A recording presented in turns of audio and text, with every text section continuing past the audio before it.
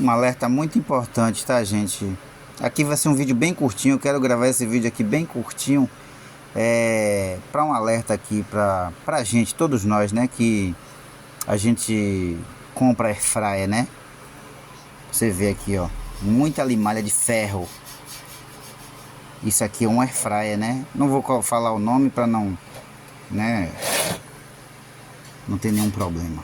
Mas o que acontece quando essa limalha de ferro cai aqui dentro, justamente quando tá com o seu alimento?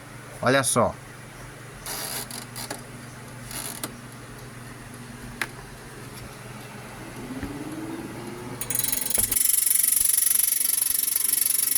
Quando a hélice do ventilador começa a fazer isso, esqueça, o alimento vai ficar contaminado pela limalha de ferro e vai cair na sua corrente sanguínea.